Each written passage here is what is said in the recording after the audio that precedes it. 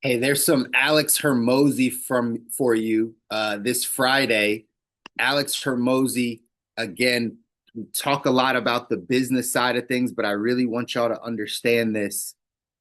This is about ownership. I will put in front of you entrepreneur minded people because the entrepreneur mind is what we're all developing to go off and get to our ideal life. So you might not have a business right now, or you might not be thinking about sales and marketing in the same way. Some of you might be, right? Some of you are in business with me, right? But at the end of the day, I always want to give you the mindset behind how we get to the life that we want. And it's an ownership mindset. So a lot of the things you heard in there, we can apply to all the areas of our life. He might have been talking specifically about business, but I want you to be able to understand how you do one thing is how you do everything. So when you start to understand these mindsets and you start to apply them, you start to get some of those results. He was talking about staying focused, how important it is to stay focused. Acronym for focus, follow one course until successful. Focus, right? Eliminating distractions. We all have so many distractions in our life, and it takes us away from the man or woman God called us to be. It's actually a trick of the enemy, is distracting us. It's taking us away from the path that we're supposed to go. And so we have to be aware of what we're focused on and what's distracting us. It's really, really key for you to be able to go off and get to the life that you want. Your ability to say no. That's what we're going to look at in the text today, but your ability to say no. How many things are you saying no to? And again, like you said, maybe you're in a stage or you've been in a season where you didn't even have a lot of opportunities or you weren't seeing a lot of opportunities. So now your job is to grow your skill sets, grow your network, work twice as hard on yourself as you do on your job or on your business. And so now opportunities start coming your way. You're almost crippled by opportunity. The more skills you have, the more that you've networked, the more you've shaken hands, the more relationships you have, the more, things that you have around you, you can see more of, man, I should be doing this, or I could probably do that. And your ability to say no to certain things is going to be your key to success. First, we have to build those skill sets. He said big things don't happen in small timelines. This is reminding you to be patient. This is reminding you to be patient to whatever the vision is, whatever it is that you set out for that's up ahead. Big things don't happen in small timelines. I've heard it another way said that you have to have your ambition and patience have to be at the same level. So if you have a level 10 ambition, meaning you want to conquer the world, like you have the biggest vision, the biggest goal, you want to help 10 billion people. There's only 8 billion on the planet, but you know what I mean, right? You want to help everybody in the world with something. You're super ambitious. Well, then you have to have equal levels of patience to equal that out. If you want something really, really big, you have to have equal levels of patience. That's how it works. But if you have very small ambition, if there's not much that you want, then sure, you can have a small level of patience because you're not asking for things that are that big, but they have to be equal. Big things don't happen in small timelines. This is where people get caught. You have big ambition, but you have no patience. You want to go make $20 million and be financially free, but you want it all done this year. You want it all done next year. Like you literally don't have the patience. So that's when we start taking the shortcuts. We start getting distracted. We start making wrong decisions because we're not realistic with our expectation of how long it actually takes. So you got to remember that in your health, in your relationships, in your finances, in your business, in your spiritual, emotional life. Like you have to understand if there's big things that you want, you got to have patience in order to get there, but you got to be able to keep doing the work. He said clearly, right? Things that are hard don't last always. We know this, but are you applying what you know? Things that are hard don't last, like they don't last forever. He gave you three things that are going to happen. Either you're going to quit, it's going to get easier, or you're going to get better. Isn't that the truth? Whatever hard I'm telling you that you should be challenging yourself with, whatever hard that like I'm telling you, go push yourself. One of three things are going to happen. You're either going to quit the thing, changing your health is too hard, making money is too hard, whatever, you're just going to quit. You're just going to be like, all right, well, this isn't for me. And you're going to go back to the life that you had. You're going to keep doing it over and over and over again and never quit. And guess what? It's going to get easier. It's going to get easier to handle the challenges. It's going to get easier to go through the adversity. You're going to get more mentally tough, emotionally tough, right? Like it's going to get easier through the process. Or even if it doesn't get easier, you're just getting better. You're building the capacity. You stay in something hard for a very long time and it's not getting any easier to do it. The person that you've now become by doing that is a completely different person. That's what you're fighting towards to get to the life that you want, y'all. You're doing the hard things constantly, so you're not going to quit. Ideally, it gets easier or you become better, if not both of those. So keep doing those things. Keep doing the hard things. That's why you hear me say all the time, you got to keep doing the hard things. He talked about that 3 feet from gold analogy. He showed that picture, but that's in a book that you should read if you haven't, but that's really how it works. You're just going to keep chiseling away. You're going to get stronger. You're going to build more muscle. The more you put yourself through adversity, you're going to get mentally tougher, emotionally tougher. It's going to build you as a person. But if you quit, you never know how close you were to the breakthrough. You never know how close you were to actually achieving your goal. You never know how it was right on the other side. If you had just kept going a little bit longer, if you just had a little bit more endurance, if you just kept trying and you didn't slow down, get knocked down, get out of the game, if you just kept going, the gold was right on the other side. That's how you got to be thinking about your life in all these areas. If you just keep going, you're not always going to be able to sprint, but you got to just keep going. You keep moving and you'll get to that gold. Last thing you talked about was that declarative versus procedural knowledge, like how to, knowing about something versus knowing how to do something.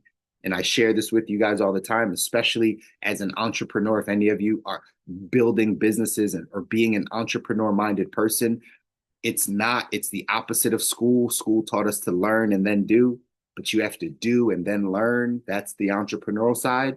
That's life. That's life. The declarative is just learning about something. I read 17 books on how to ride a bike. I watched 3 YouTubes and read 2 books on how to go ride a bike. It's not going to be the same as if you just get on the bike and start pedaling and fall off and get on the bike and start pedaling and fall off and keep doing that over and over again. You're going to learn it a lot quicker. That's the same thing in your life with all these areas that we're thinking about. In your health life, it's the same thing. Sure, you might need a little bit of knowledge, but man, if you just started to work out, if you just started to eat better, if you just started to get around people that had a higher standard for their health, you would get the same thing. You'd learn it quicker. In business, instead of reading how to do a business plan, like if you just did it, if you tried it, if you just made the calls, like you're going to get better on that side, because that's how we learn. That's how we learn. All right. So in our text, though, being able to say no, like to opportunities, to distractions, to all types of things. No is a complete sentence, y'all. Like you can say no. How much you're saying no to people, to opportunities, to things, it's keeping you focused. So that's why it says in the text, the great ones know how to say no. You can't really say yes to everything if you know where you're headed, because you can easily decide, man, is this taking me towards where I'm going? Do I have time for this? If time is our most valuable asset, do I have time to deal with this person's emotions or this person's emergency or this thing that I have? Or like, I got to get to where I'm going. So I have to be able to say no. It says here in the text, it says world-class performers are ruthless with their time. This behavior stems from their awareness of their limited time on this planet. They view time as their most valuable resource. As pros become more successful, they have to say no more often. Additional projects, favors, and various burdens threaten to eat away their time. Amateurs tend to believe they have more time left than they actually do. The thought of their mortality is too great a prospect to face squarely. Amateurs are masters in the art of self-deception and psychological delusion. Reality is too harsh for their fragile psyches to endure. The world class is generous yet highly selective with their time. They seldom feel guilty about saying no, even when they're criticized by amateurs for being uncaring and selfish. Champions operate from an internal frame of reference and tend to value their own opinion above that of others. Amateurs see this as arrogance, pros see this as self confidence. The middle class is highly vulnerable to the opinions of others and tend to say yes to anything they're asked. This behavior suggests a generous spirit, but is more likely the manifestation of the amateur addiction to love and acceptance from others. You have to be able to say no. I know it's hard to say no to people that you care about. I know it's hard to say no to things that have been a routine for you. But if you want to go off and design your ideal life, you want to get to a life you don't need a break from, you have to learn how to say no. We only have a limited amount of time here. I hope you know time is your most valuable resource. I hope that's a belief that you have. That's something in your belief system. Time, like again, you can make all the money. You can get back your money if you lose it, but you can't get back time. Wherever you're spending time, wherever you are spending energy, you can't get that back. That's your most valuable resource. Once you understand that, you will, like it says, become ruthless with your time. Like you will start to understand, man, that 30 minutes really is important to me. Like it's not about the blocks of time, but again, as you start to see it, it might be when you start evaluating, man, I'm giving 65 hours a week to this job. And I only have this amount of time left on the earth. Is this really where I want to give my time? You might think of it in that way, but it might just be in that 30-minute conversation when you have that 45 minutes that someone needs you so bad and they got to take, and you start realizing like, man, is this a good usage of my time? I got to learn how to say no. I got to say no because not just because I'm selfish, but because I have a place that I got to go. I have a vision for my life. I have a destination. I know what's up ahead. I'm going there. I got to get there. So everything else becomes distraction if it's not helping me get to that place. And that place, again, it's really not about the place. It's about who you have to become in order to get there. A lot of y'all might not know this, but like when you have more resources, when you have more money, when you have more right things, people want more of your time. People want more of your time. They want more of your money. They want more from you. If you don't learn how to say no at this stage, you have no shot at becoming the person that has it all because people will take it all from you. They'll take all your time. They'll take all your money. They'll take all your research. They'll take it all. And again, like it says, the behavior suggests that you're generous, but really, you just can't say no. You just feel really bad to say no. And so if you don't, again, these are skills, these are things that you're learning in order to get to the man or woman you got to become to handle the life you're asking for. I know you think when you have the money, things will get easier. They won't, because then everyone needs you because they know you have it. They know you have it. So everybody's phone bill needs to be paid. Everybody has an emergency that they just need $500 and they'll get it right back to you. Like it'll be everyone. And if you don't know how to say no, that's not me. You're not gonna be able to do it. You're not gonna be able to get to the life you want. No is a full sentence, ladies and gentlemen. You got to know that you only get a small amount of time on this earth. So you got to be focused. Follow one course until successful. You got to be focused on what you need to get to, right? On the path that you're on. You got to stay focused on it. It says here from Benjamin Franklin, this quote, do not squander time, for that is the stuff life is made of.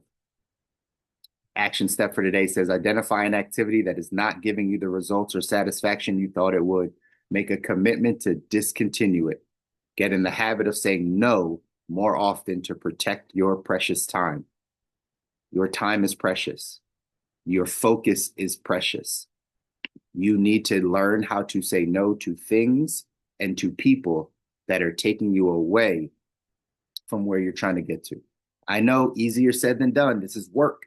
It's all work. Everything I give you, it goes against your nature. You might not, this might be a deeper therapy conversation of people pleasing or addiction to others, right? Like there might be something there, But once you get aware of it, that's the first step to changing. Now you have to be committed to changing. Now you have to be committed to saying, I got to figure out why I can't say no, why it's a struggle for me to say no to these types of people or these types of things. And then you got to start practicing it so you can go off and get to your ideal life, y'all. All right. I love you guys. I want you to win. You deserve it. Your family deserve it. Nobody tells you. I constantly tell you, right? But this thing takes work. This thing takes work, changing your belief system, changing your habits, changing how you think. It takes work, but trust me, that is what will change your life. That is what's going to build the capacity in you to handle what you're asking for, all the great things that are up ahead. But you got to keep pushing. You got to keep challenging yourself to push against your nature. Start saying no to some people. Say no to somebody this weekend, okay?